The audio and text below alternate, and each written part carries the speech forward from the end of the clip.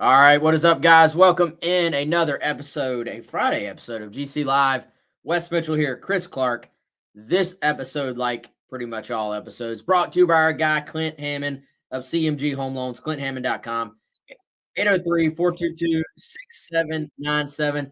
NMLS number 71597. Of course, like we always tell you, if you're in the market for a home, hit up Clint. If you're not in the market for a home, but that sounds like something you want in your future, and you kind of just want to know what that might look like for you in your situation, your plans, your goals, what town you want to be in, what monthly payment you feel like you can afford. Clint can walk you through all those different things. How much money do I need to save? And even tell you kind of what size house, like what amount of mortgage you could actually be approved for given your current situation. So if you want to just sit down and like have a thorough conversation about what home ownership looks like for you, call Clint today, 803-422-6797. And Chris, you're going to be, have you called Clint yet? You said you're going to be calling Clint here pretty soon, right? Yeah, talked to Clint yesterday.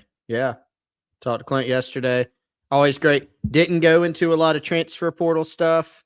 I think Clint a little busy yesterday, which is great.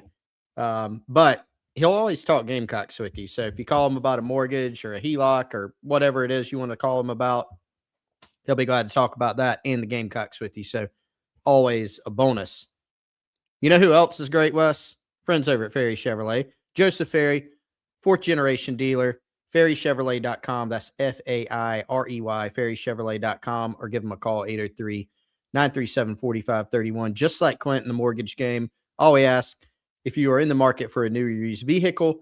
Check out our friends over at Ferry. Support the folks that support the show, GC Live and GamecockCentral.com. They've been around since 1926. Started right in St. Matthews, home of Alshon Jeffrey, of course, and now conveniently located in Orangeburg off of I-26 in between Columbia and Charleston. You can go check out their inventory, financing options, all that good stuff online at ferrychevrolet.com. Check them out.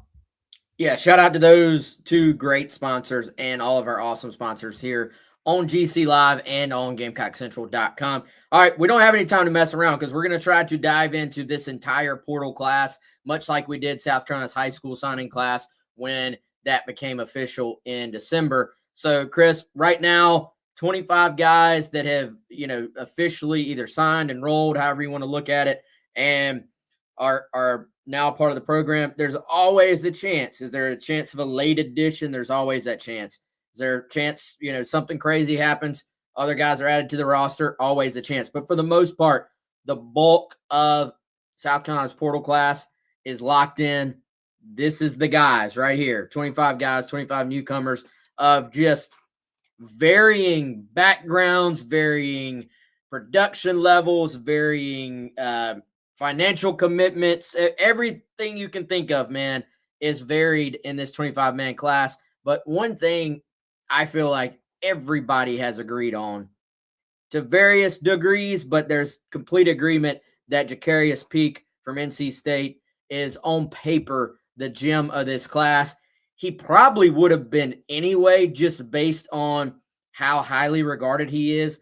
But I think it gets ramped up a couple of ticks, man. When you kind of, with the portal, what are you always looking at? Filling needs, right? So whenever you have someone who is literally the best player in the portal at his position, according to On3, and also is probably the single biggest need you have as a football program on your roster, and also pass protection, Chris.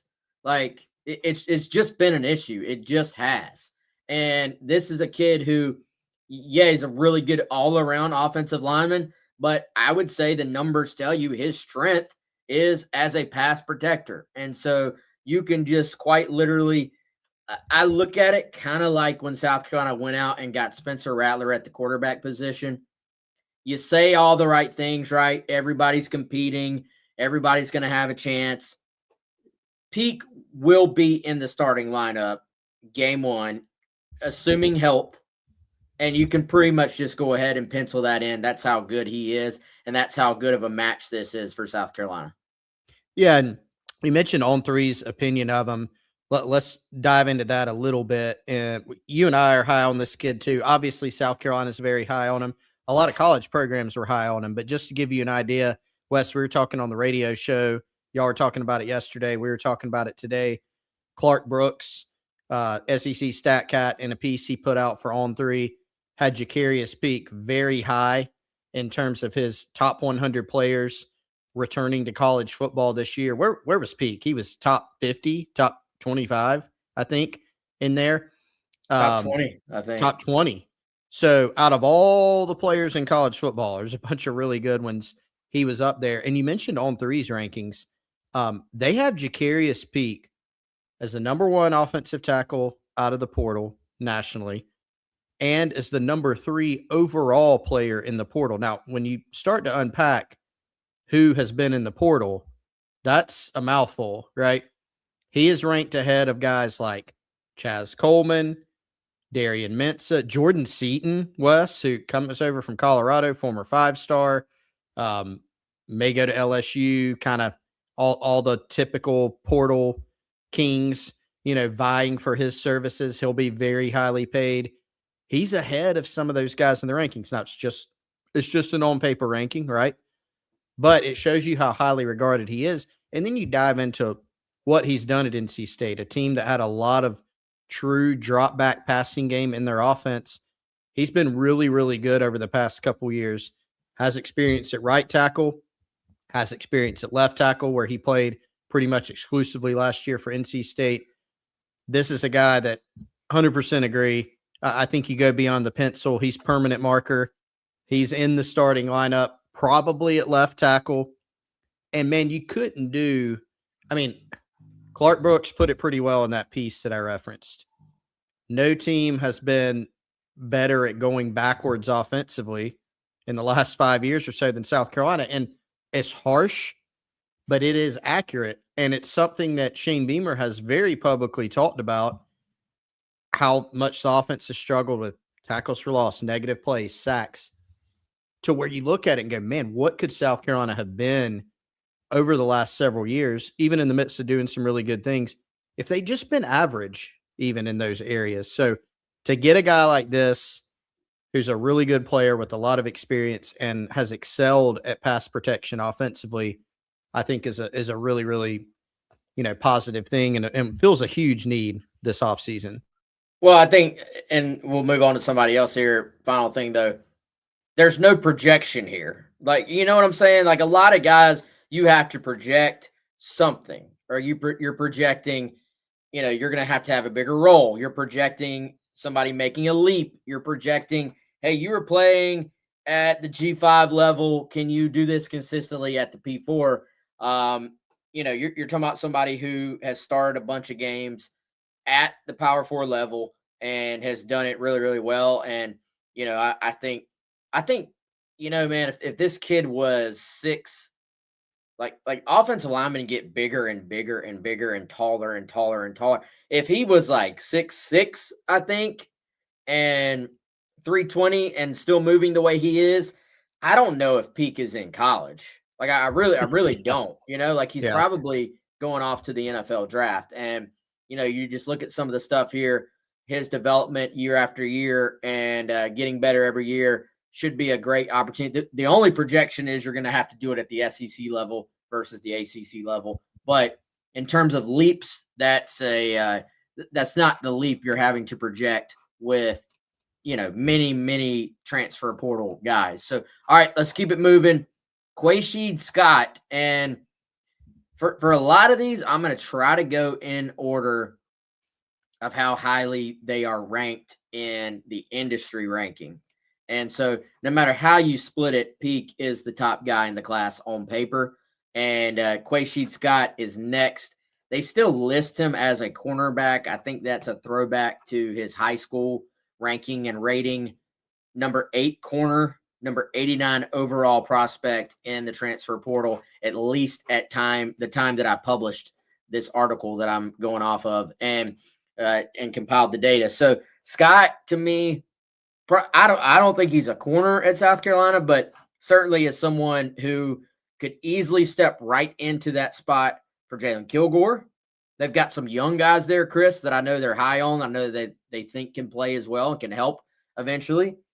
If one of those guys takes a big step forward, Quay Scott can step in and play safety for you, where you're having to replace DQ Smith after who, essentially you're talking about Kilgore being a 3-year starter and DQ Smith being a 4-year starter for South Carolina in your secondary. So two guys have played a lot of ball for South Carolina. Scott comes in, no fanfare to this portal recruitment, hits the portal.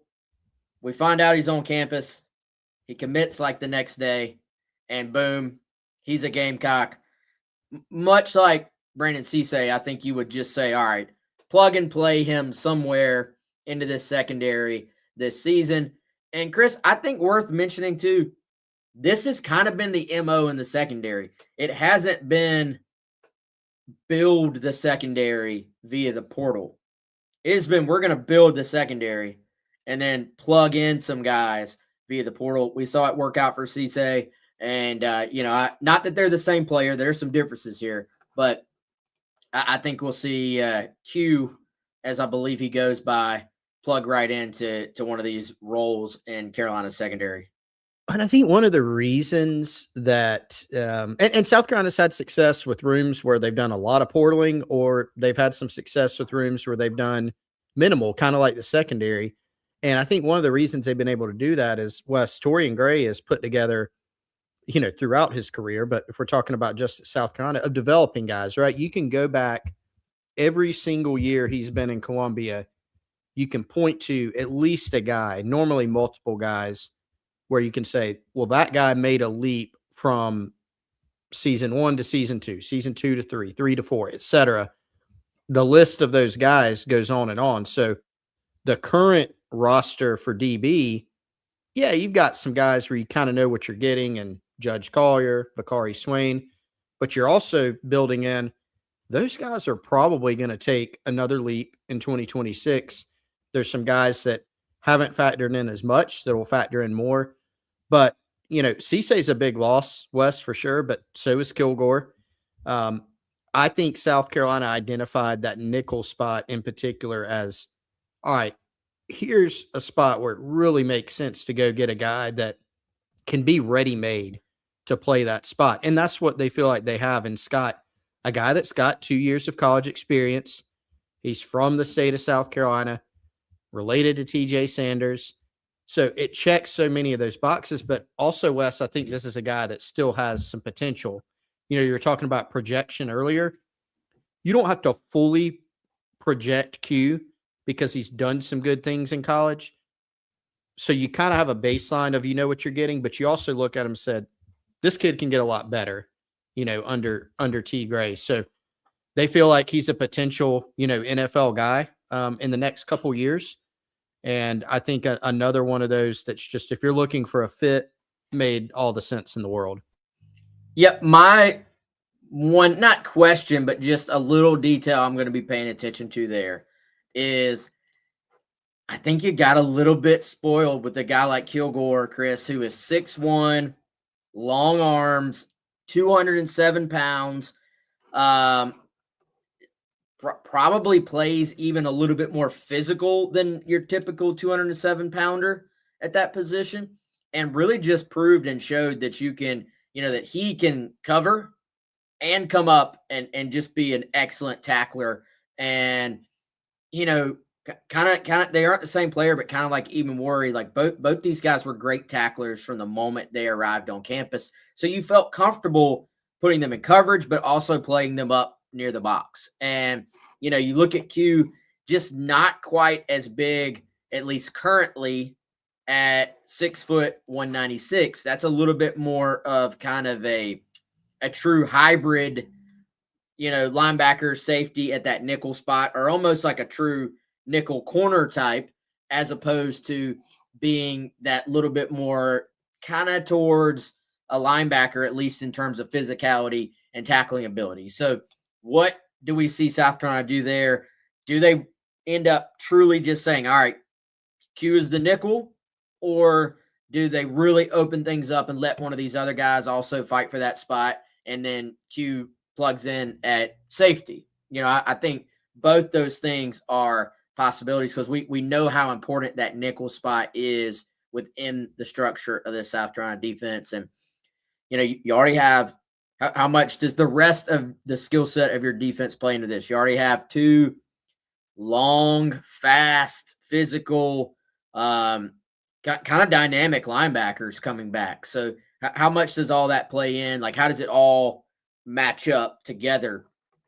I think will be something that's fascinating. But really, Scott has been on the traditional trajectory in that, he's at Kentucky. He plays special teams as a true freshman, finds a way to impact the team that way. His second year, which was this past season as a sophomore, he's able to start to get into the starting lineup, play a good bit more, played nickel, played safety, had a big interception against Florida, has pretty good analytics in terms of what Wilhelms would call the underlying numbers, where you look at when he was targeted, there really weren't a ton of completions.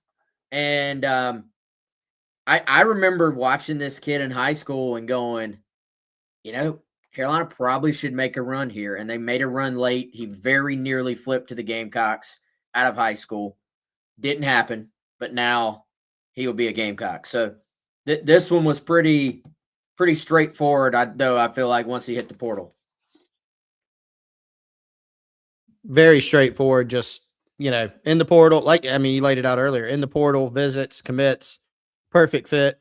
Neither side needed to see anything else. You knew when this kid hit the portal, it was going to be a very natural fit.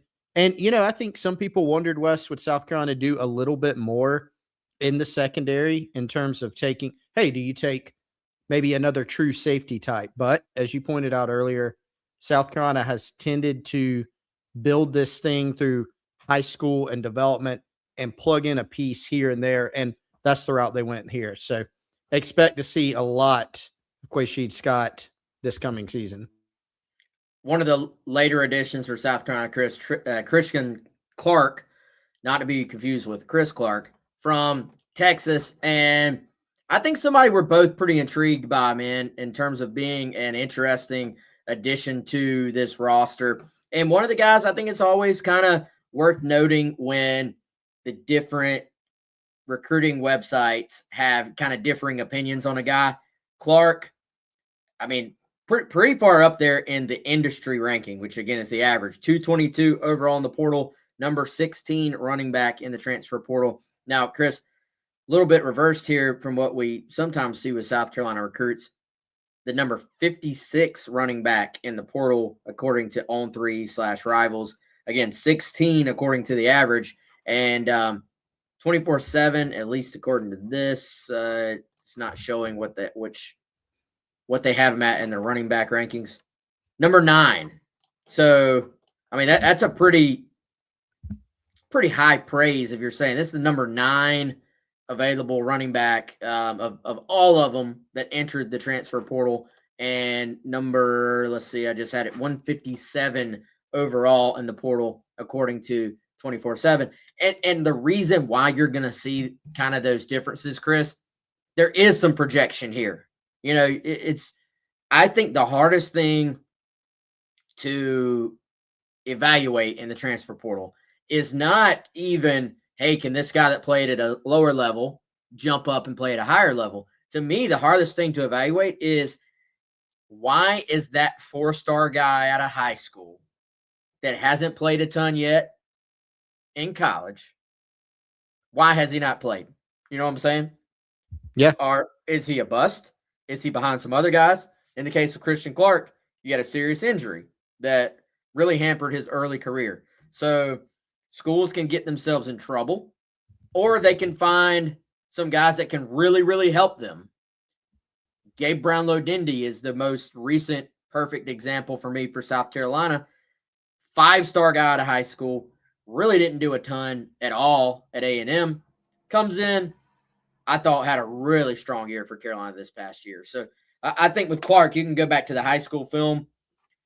Kind of a complete back, man. Like you've got the good SEC size, 6 foot, 212. You've got some tape now. He went for 105 and a touchdown against Michigan. I don't think he's one of these guys where you say he's a burner or he's a power guy only. I think he's just kind of more of a complete all around running back.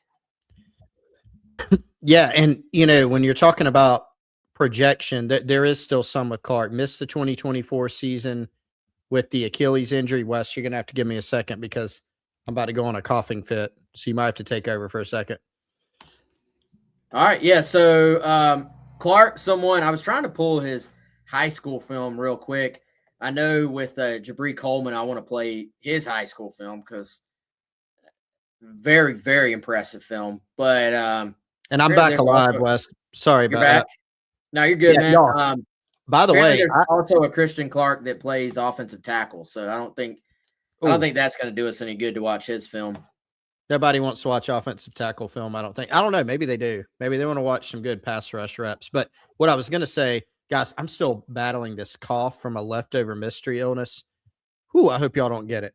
But, you look at Texas last year, like there is some projection with Clark because 2024, coaching staff was impressed. They said some nice things about him publicly, has the Achilles injury, got back from it actually more quickly than you typically do. I remember seeing a quote from Steve Sarkisian where he's like, man, we've been amazed at how quick this kid, modern medicine, like things have advanced, came back very quickly. But you look at Texas's running back room, Wes, they had some dudes in there too, right? They had Trey Wisner, their entire running back room almost portaled.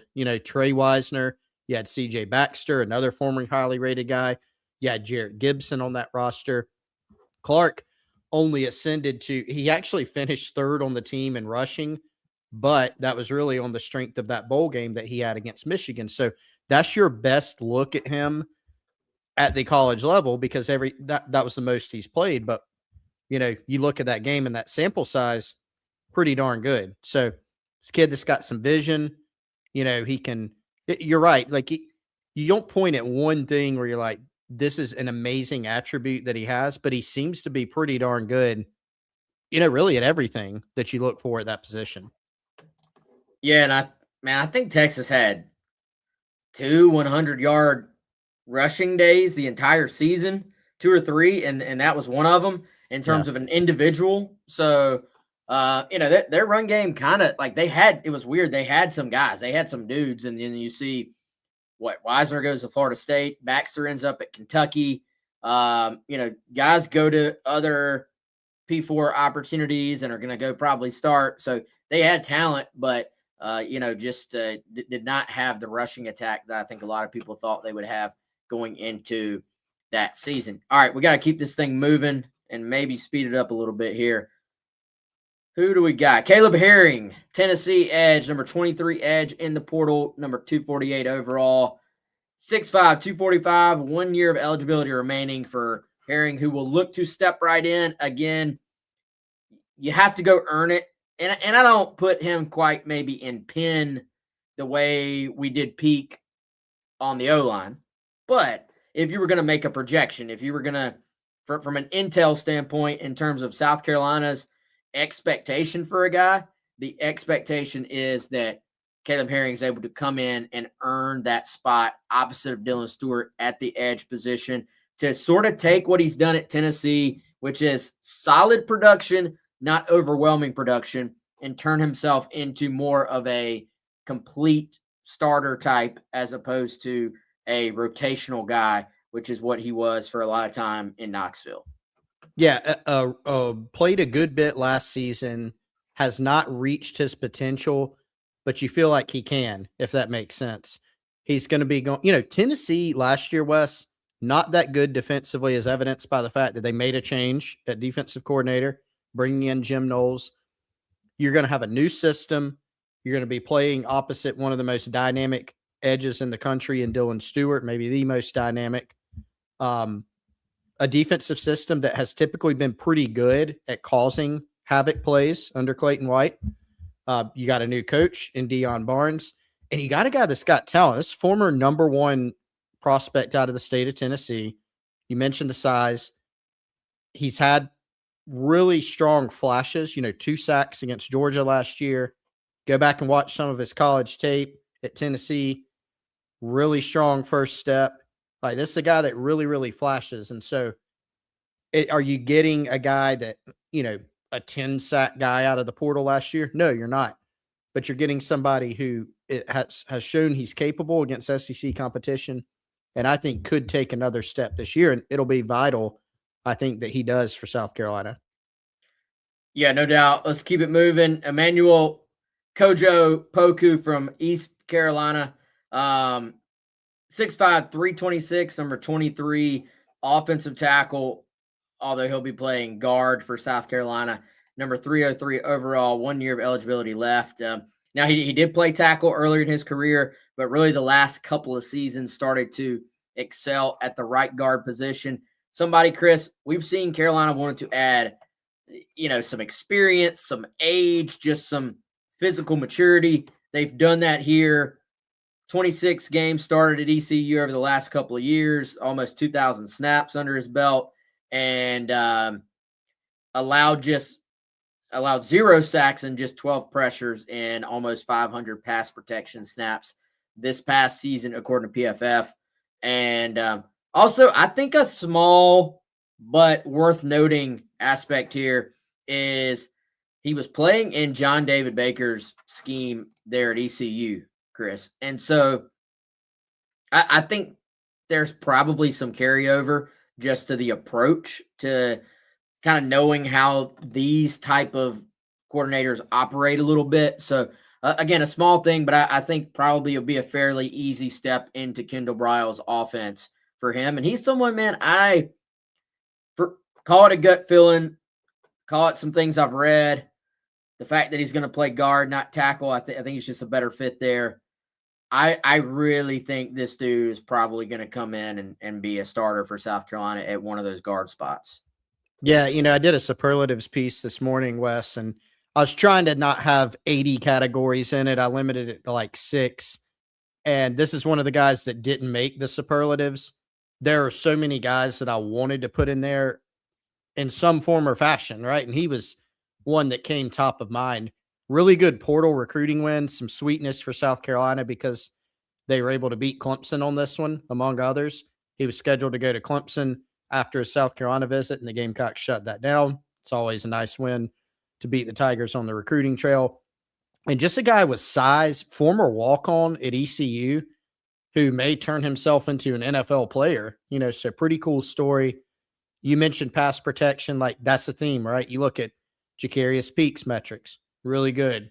You look at Kojo's metrics, they've been really good. And slotting him in at a different position that they may feel is a better fit potentially, you can see kind of the upside. But this is also a guy where, yeah, you're projecting him taking a step up in competition level, but he's been really, really good in that East Carolina offense that was very productive. So this is one of the more, I think, intriguing guys in the class. And I'm with you. If you're trying to build out a starting lineup, this is one that you probably feel pretty confident at potentially putting in there. Well, and, one thing we've been told, I don't know if we've said it on the show yet, but have heard this, and that is that South Carolina in this Briles offense and kind of this scheme that Randy Clements wants to have. If you see the big kind of road grader type guys, that's going to be at the guard position. And they're going to always sort of err towards athleticism as opposed to like the 6'7", 6'8" type guys at offensive tackle. And I'm talking about we've all seen, like, I guess, like the Corey Robinson types that are just massive tackles. I think Peak a little bit more of a fit for what South Carolina is looking for at that tackle spot than some other guys that were in the portal. I think Josiah Thompson coming back. I think if Josiah can kind of reset, put it all together, get 100% healthy, and just go out there and excel in this new scheme, I think he could be a fit, man. I really think Peak and Josiah could be your 2 starting offensive tackles for South Carolina this coming season. And I think he matches that. Like, Josiah was a high 4-star, 5-star guy, according to Rivals, because of his just elite athleticism. It didn't all come together this year. I think Josiah Thompson would tell you that. But I think if you start building this thing out, there are some pieces where you like how it looks, and you look at Kojo here, 6'5", 326. Just a big human, man. Like somebody that has that kind of guard width, I call it. Like some guys just look like guards, man. And this kid kind of has that. I think you can hide some smaller players at center, and then you want to go super athletic at tackle. But I like my guards being guys that just move people. And I don't know, man. This guy just strikes me as somebody who can move people, and that will be obviously music to South Carolina fans' ears as well. Let's go to the other side of the line of scrimmage. Tomiwa Durajaye from Illinois. How close was I on the last name? I think it's more Darajaway. See, I messed that Darajaway, but you're. I always mess it up. I have to go I back messed and that one up. just call him Tommy. That's what he goes by. Tomiwa is correct, right? Tomiwa is correct. Okay. But just go first name, like a Brazilian soccer player or even remember Nene Hilario in the NBA? Nene, just go first name, Tommy. That's what he goes by. Another guy, Wes, I was going to say kid. This is not a kid. This is a fifth-year senior. He's an adult. He is an adult, grown man, and you like to hear that, right? Defensive tackle, the Gamecocks lose a couple seniors who played well for them last year in Nick Barrett and Monkel Goodwine. There's some guys in the wings, right? Some young talent. You got Troy Pikes, got Gabe Brownlow-Dindy, but you're looking for a guy who maybe he can be a starter, maybe he can be kind of your third guy, your co-starter. We'll see how it goes, but I think Tommy, he's a guy that at two of the schools he's been at, this will actually be his fifth school. I don't know the backstory as to the why, right? But he's made an impact in a pretty big way at a couple of those different spots. FSU, Kentucky, West Virginia, Illinois last year. Honorable mention, all Big Ten, which there's a lot of really, really good defensive linemen in that league. So this kid's got a lot of experience. I've heard South Carolina's staff is pretty high on his ability to come in and make an impact. Very interested to see where this one goes. But I think if you're penciling in, hey, what's the two deep look like? This is probably a guy you go ahead and slot in there somewhere. Yeah, I feel like if we get him on for a Garnet Trust interview, we just got to ask, man. Like, we just got to ask. Like, 5 schools, 5 years, like, sometimes it's just like because the guy's not playing. You know what I'm saying? It's been an interesting path since we were first following this recruitment way back when his high school teammate, Braden Davis, was committed and then signed with the Gamecocks, the quarterback. So, we're going to have to get to the bottom of this, I feel like. But as much as Gamecock fans don't want to admit it, a pretty good Illinois team the last couple of years. And he stepped right in on this Illinois team this past season and, was a starter, played a bunch. The PFF numbers are good. Last couple of years, he has played a ton. And I think I think that's the way to say it, though, man. Like you said, you can pencil him into the two deep. Carolina really likes to have 3 starters for their 2 spots anyway, to where even if, that third guy is not a starter in the official SID kept notes from the game, by all other metrics, they're a starter. They're a starter internally. So I would be kind of shocked if Tommy isn't at least in that role, and maybe even the true starter. Among the other, kind of just looking at that position, you would think Gabe is definitely going to be one of those guys. Tommy, great shot to be one of those guys. And I'm going to go ahead and link these two together. We're going to skip somebody for right now in terms of the order that they're ranked, but I think it will just match up better, man. Kelby Collins coming in from Alabama, and number 36 defensive lineman, number 410 overall, 1 year of eligibility left. And I think that I would plug him into that same kind of, they're different players, but in that same thought process, in that Kelby Collins is going to be in that rotation in some way, and he's probably going to be a starter, whether it's more of like a co-starter or a true starter. We'll see. But he's going to be making some type of impact on this defensive front. Some of it may be out there on the edge at defensive end at times, and some of it probably on the inside at defensive tackle. Yeah, he's got a fascinating, physical profile in that coming out of high school, this was a highly regarded edge. And generally, he's been an inside player. Started his career at Florida, played at Bama. A lot of people have looked around saying this kid would have just been slotted at edge the whole time. There probably be even more production here, but he's shown flashes, Wes. He another guy that I think has a quick first step. He's got some havoc causing, traits to him. And I think still has, even though he's got 1 year left, would not be surprised if this is a kid that we look back on and say he played his best ball in his final season in college. Guys with their development, they move at different paces. Sometimes guys are boom, a Dylan Stewart. Here he is.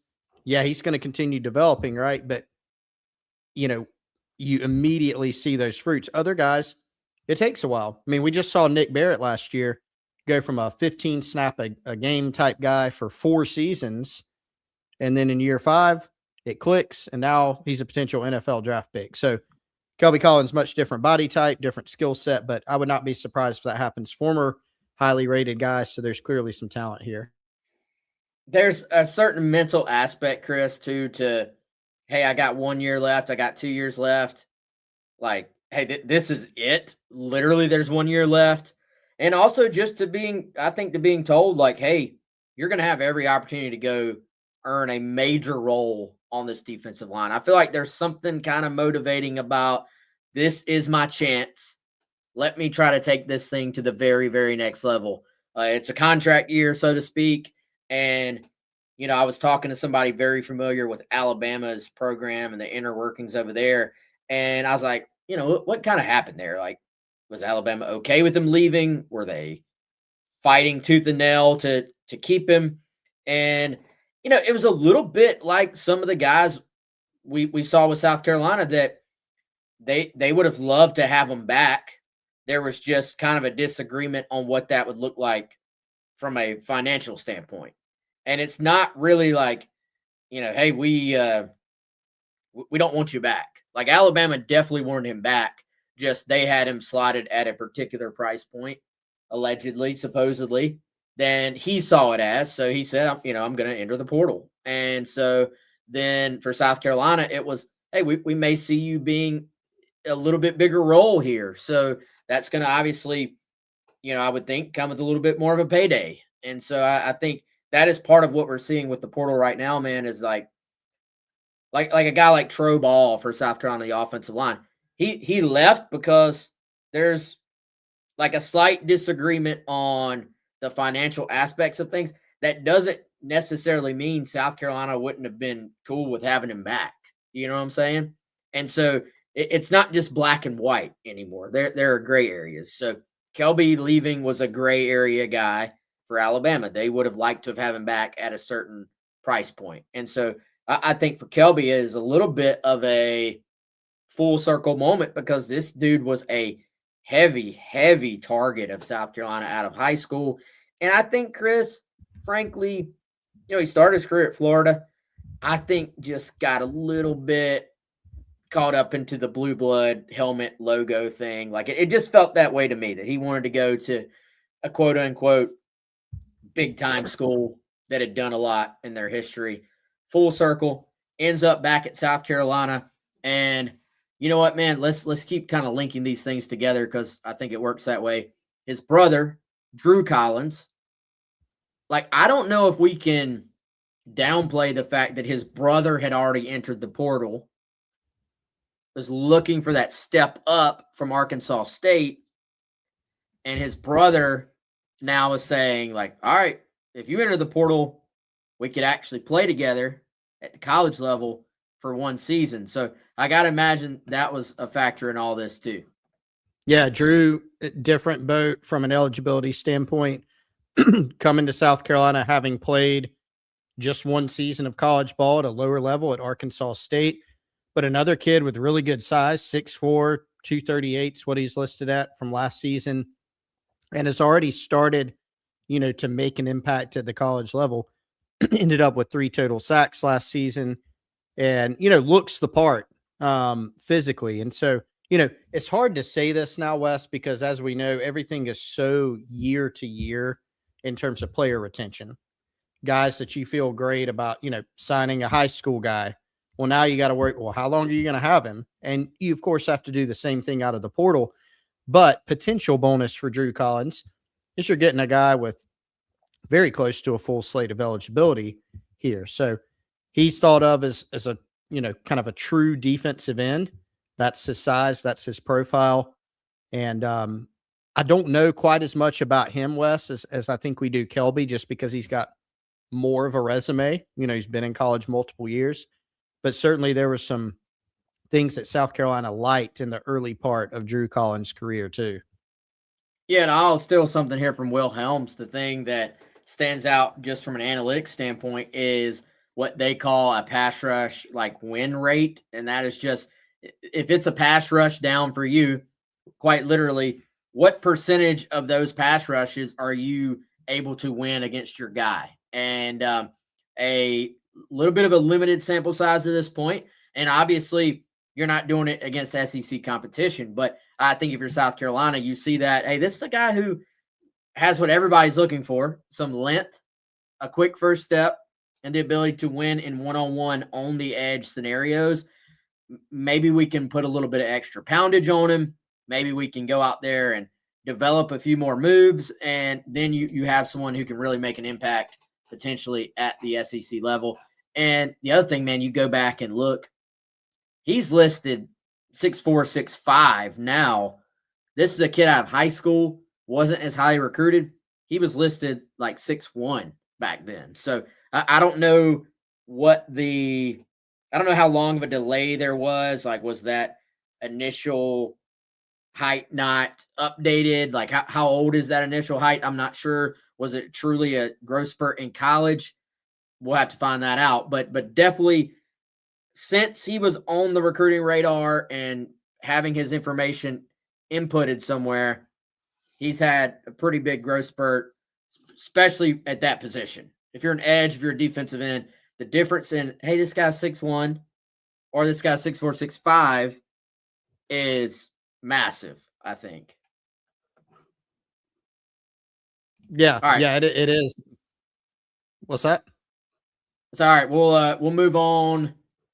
Stay with the D-line here, Jordan Thomas. And so Jordan, Chris, fits in that category I was talking about earlier.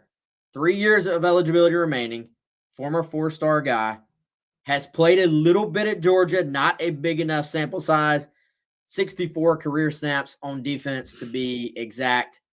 Has 1 year that he redshirted but played a little bit, and 1 year this past season that he played in 5 games that would count against his eligibility. Also had a pair of tackles, 1 solo, a tackle for loss, and a pass breakup. 6'5", 315, so excellent size on the interior. And another kid out of Don Bosco Prep that South Carolina recruited out of high school. And a little bit of, not a homecoming, but just a full circle moment there for someone who we were very familiar with when he was a high school recruit. I think difficult to set expectations for Jordan just because there is not that in college sample size. You can go back and look, highly recruited though out of high school. He was, and he's huge. He's every bit of that 6'5", 320 frame, certainly passes the eyeball test. And I think you got to go, this is a temptation to look at this guy was highly recruited. Why has he not done a lot? You were talking about this earlier. Well, you gave the great example, Gabe Brown-Luedecke, maybe a decent comp here. That doesn't mean Jordan Thomas is going to come in year one and immediately have the type of season that Gabe did last season. But is it possible for a guy of his size with his talent level? Certainly. You look at Georgia, typically one of the deepest teams in college football, one of the most talented teams in college football. And so what you're getting in Jordan is, a guy that's low on experience, right? Low on production and like the overall resume, but you do know it's a kid who's big, who's talented, who had the high school credentials, as a recruit. And you can kind of look back and engineer, okay, why didn't he play? Well, one reason, you're at Georgia, they typically have a lot of depth, a lot of veteran guys up front. So I think this is, another need position. We've talked about some guys that will definitely play inside or could play inside, and Kelby Collins, Tomey will play inside. This is another guy that I think will, pencil in, has a really good chance to factor in this year and play. All right, let's circle back to somebody that was a little bit higher in the rankings than some of the guys we just talked about. And a similar projection, though, in Jabri Wallace-Coleman, who has a full 4 years of eligibility left. And I do want to start kind of just linking some of these guys together, man, just because we are going to run out of time. So let's link together Jabri Wallace-Coleman from Penn State and Sam Williams-Dixon from Ohio State. Two guys that have eligibility left, two guys that, just have not played a ton or at all at the college level. And one of these, I think it would be interesting to see, though, Chris, does Wallace-Coleman end up kind of getting put more into the depth category, or does he come in and pushes into the, hey, I'm going to battle with Matthew Fuller, I'm going to battle with, I think we've both kind of have put Christian Clark in that battle for playing time this year, Jawarn Howell, Augustave is still back on this roster. Nobody's talking about him, man. He had one of those scrimmages. He created some buzz this past season. So yep. I'm maybe there's a couple of guys on this in this portal class that I'm just going, no outcome would surprise me with this kid. And of the two running backs that are left here that we haven't talked about, Jabri Wallace-Coleman, like, I hate to just use the word intriguing because people overuse it, but I just think it's going to be very intriguing to see where he falls in this competition, because if you go back and watch the high school film, man, this dude was running straight through people, just a physical runner, can catch the football out of the backfield some for you. Again, not a burner either, but I think has as good of high school tape as about anybody in this portal class. He was committed to Georgia at one point at the running back position, which I think probably says as much as anything we can say here on this show about his ability. And a lot of familiarity with Stan Drayton, obviously. Drayton coached him at Penn State last year. I think that's an interesting note. Stan Drayton, signed off on him again. He spent a lot of time with him in practice, et cetera, last year. Jabri redshirted, didn't play last year, was behind a couple really, really good backs in Katron Allen and Nick Singleton. So you kind of understand why. But Stan Drayton, even at Penn State, publicly really talked about how much he liked this guy. So full slate year to year, but full slate of eligibility, looks the part, has some really, really good high school film. And Wes, I don't want to just breeze past Sam Williams-Dixon either. He's a guy who has eligibility left, played at a big time school, limited in terms of experience, right? But if we are, and I definitely overuse the word intriguing, I am intrigued by Coleman because of this tape that you've got up here, everything we've just talked about too. Will be interesting to see if he's more of a down the road guy or if he can challenge some of the guys in this room that are a little bit more established. Yeah, I must have pulled. I mean, this is definitely Coleman. I did not pull the one I was aiming for those on the video version. One of his clips, it's on the very first play of that particular video, and I mean, he must have broke 11 tackles in the play. Like, it's just, he quite literally did it all himself, and just had that. There's actually, with Coleman, man, I think there's actually a little bit of Matt Fuller here. Like, if you look at their high school film, there's some similarities. I can see that.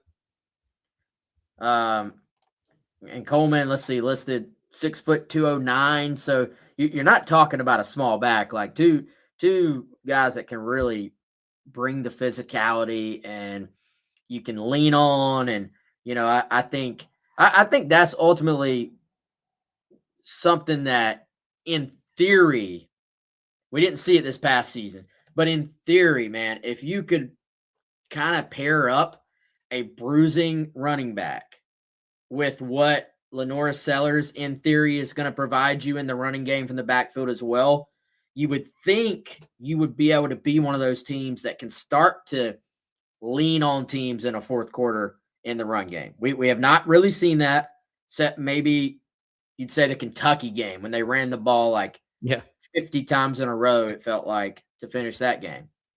But I think I can kind of see a vision for what you would hope to be in your rushing attack with some of these guys. Yeah, I mean that's what you want, right? And South Carolina, we were talking about the negative plays on offense.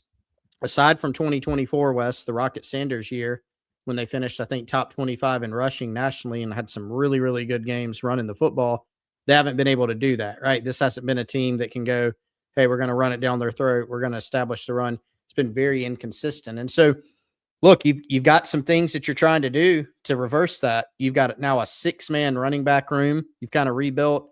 You've got a new offensive line, or a lot of new offensive linemen. You got a new offensive line coach, and you have a new offensive scheme and play caller. So you certainly are trying to go the other direction to make some things happen. But some very interesting backs. This entire room now is very interesting, and I think it'll be one of the more competitive spots on the roster. Yeah, Jabri's got a little bit of that dead leg too, where you give the defender that leg and they just kind of go flying right through you and can't square you up, basically, which is I don't know if that's like something you're born with or something that guys are able to develop and hone, but just some guys have it, and he seems to have that. Just does not get squared up very often. All right, we haven't really talked receiver. So, Chris, let's go ahead and let's loop the wide receivers together. Jaden Gibson, Oklahoma, Nitro Tuggle, Purdue. Those guys came in somewhat early. Then you tacked on Charlie from Holy Cross, who are we what are we going for on? I like how you just avoided the last name. I don't know. I'm going with Mulally. Mulally. Okay. Sure. All right. Sounds good. I wasn't gonna just leave it off. I thought you might know for sure. I do know how to say DJ Black's name. So DJ Black, a former Gamecock walk-on who broke our guy Debo Samuel's records in high school, which is still crazy. That's mind-boggling. Yeah. Mind-boggling. Has bounced around, went to Limestone, then goes to UCF, plays quite a bit, started quite a bit at UCF, had a solid year, and caught 22 balls, 273 yards, and a pair of touchdowns. I think most fans are intrigued by the additions of Jaden Gibson and Nitro Tuggle. With Nitro, there is some ability here, man. He's just searching for that consistency, I think. And that will be something. You look at the analytics, there have been some drops. There have been some balls in the air. Maybe that weren't drops, but hey, you're targeted for whatever reason. It doesn't end up being a completion. Can you raise that completion percentage when the ball is thrown your way? And this is one thing, though, dude. I think Carolina, we've talked about it. I think they have an excellent wide receivers coach in Mike Ferry. So can Nitro Tuggle take that step forward under Mike Ferry? Can a Jaden Gibson physically get back to what he was before under Mike Ferry? Can DJ Black, who actually played under Ferry at Limestone, dude, I think there's upside here for DJ. DJ was a 5'6" running back as a freshman in high school. He basically played 2 years of receiver, and then boom, is trying to walk on at Carolina. It's tough to get on the field at that point. Yep. Yeah. This group could go a number of ways. Yeah, it'd be interesting to see. You always think of the top 6, right, in terms of receivers. You got some guys back if you're South Carolina. You don't have Dre Jacobs, which I think is a disappointment, but you're getting some guys in that have, I think, different skill sets. Gibson had a really nice year in, what was that, 2023 for Oklahoma. That was a while back. But when healthy and when on the field, physically, it's a kid that, he's 6'5". He's got length. He can win the ball. He's got ball skills. Nitro Tuggle, I think you make a great point about the consistency. That's going to be the biggest thing for him. But this is also a guy that I think Kendall Briles, who really thinks about players, not plays, and trying to manufacture ways. Let's make sure the ball gets in that guy's hands. Nitro Tuggle, explosive, can run, can make you miss. I think he fits that bill. And DJ Black, I'm interested in too. I don't think you can just totally dismiss him from this group. I think South Carolina wouldn't have brought him in if they didn't think he could compete. And I don't think DJ Black would have come to South Carolina out of the portal if he didn't think he could. So I think they're on the same page. Does that mean he plays a lot or not? We'll see what spring holds, the summer, preseason camp. But I think you got to put him in that conversation, at least with his experience level, and a guy that, as you pointed out, is familiar with Mike Fury. Yeah, big, fast, physical-looking kid.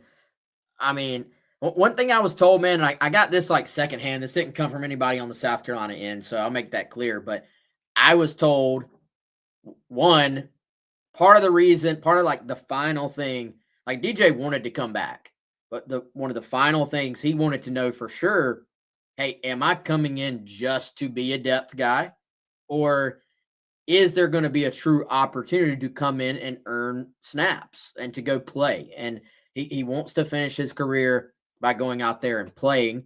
And the other thing was that, hey, Kendall Briles likes this guy's game a lot, that it wasn't just a matter of, hey, South Carolina is familiar with him. Obviously, Furry is familiar with him. Hey, let's bring this guy back. It was more actually a matter, the way it was told to me, of Briles watched the film and was more like hey, give me, what do we know about this guy? And it was, well, hey, we're all familiar with him. So I think nobody knows more about his scheme and what works in this scheme than Kendall Briles. So I'll be curious to see what that looks like. And you made the point earlier, though, man, to be completely fair, like, I do think among the guys South Carolina lost, two of them that I think can play ball are at the receiver position. And Brian Rowe did not have a huge freshman year, but this kid is super. I think UCLA got an absolute steal in Brian Rowe. Like, I don't know how he ended up out there. I think they got a steal, and I think Dre Jacobs showed us last year that he can absolutely make plays for you at the SEC level. And look what he did against Missouri, man. Like, he was making plays left and right. So I think those are true losses. Now, they can make that up. If Nitro takes a step, you got somebody pointed out, God Loves Comics, Mazio's back. I think, people forget about how well Jaden Sellers played down the stretch. Donovan Murph, I still think, will take a big step. So you have talent at that spot, but you did lose some talent at the receiver position as well. All right, man, let's lump some of these other guys together because we are going long here, man. Carter Miller, we're going to go O-line here.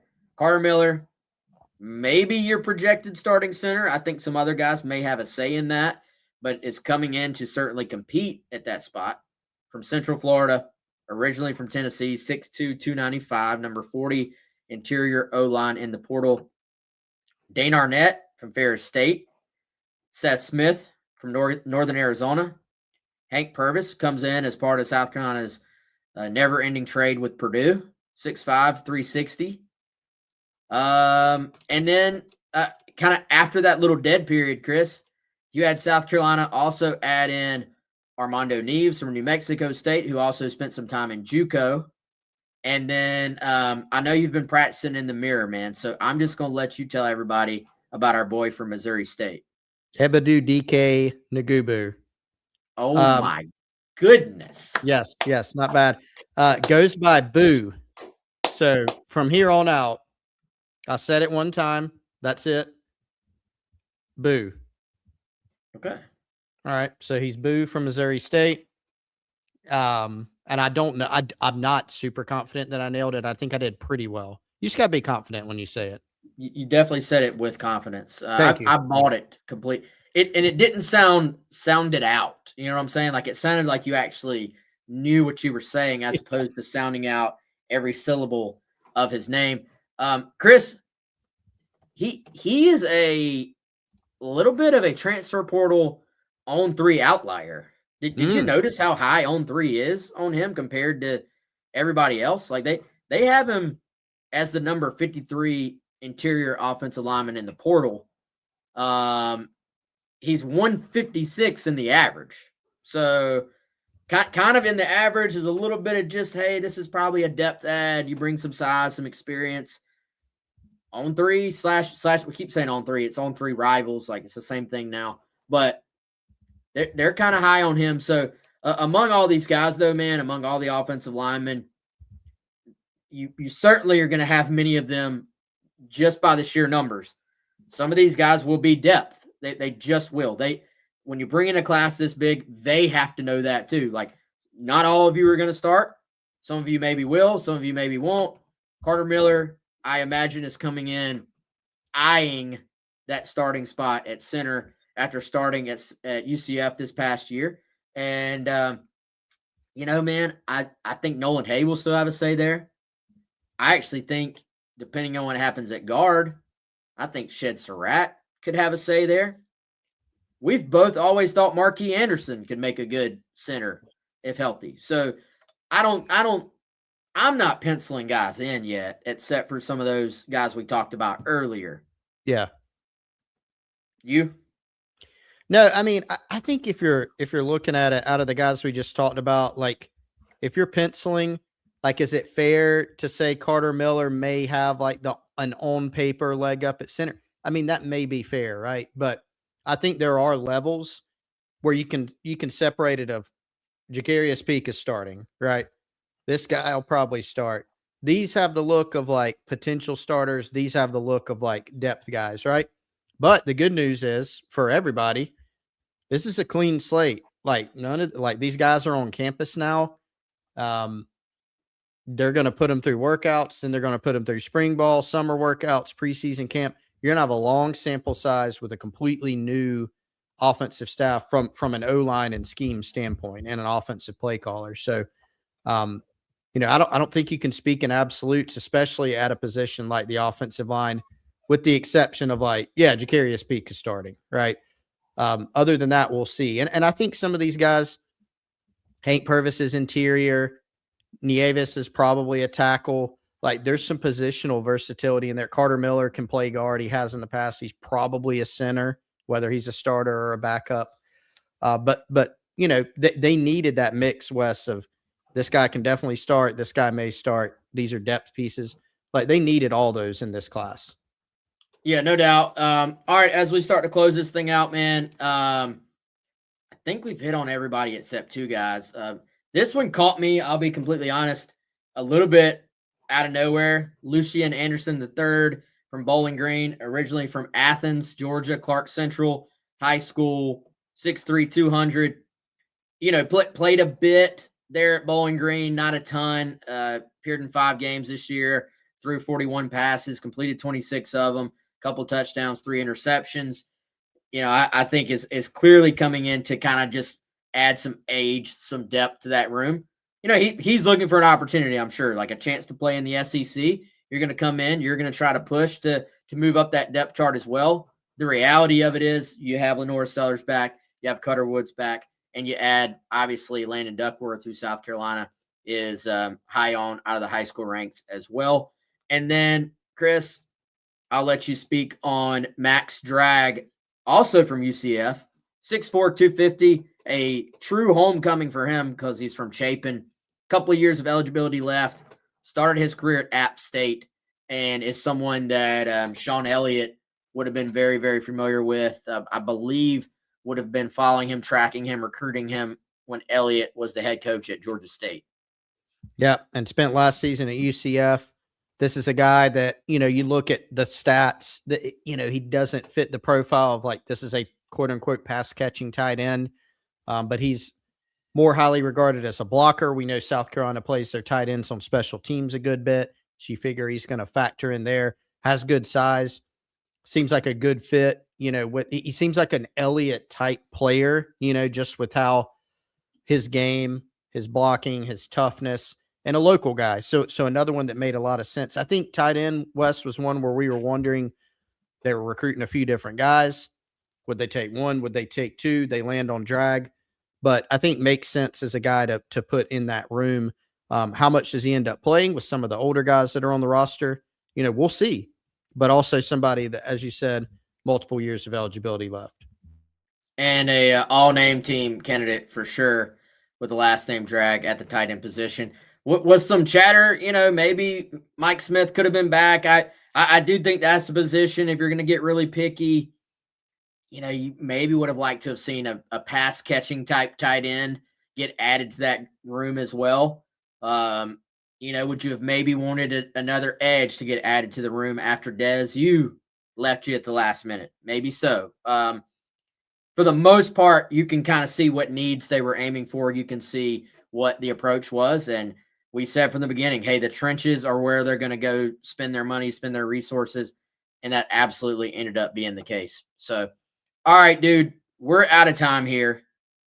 We're going to hop off. We'll be back next week. Hopefully, we will have power on Monday, Tuesday, something like that. And we will do a show earlier in the week and catch everybody up. But everybody stay safe. Everybody stay dry and warm and all that, and everybody be careful out there. Chris and I are out, and if you need us in the meantime, come on over to GamecockCentral.com. We'll be over there hanging out on the Insiders Forum, as always, with all of our great subscribers there on GC. So, all right, again, y'all stay safe. He is Chris. I am Wes, and we will talk to you soon.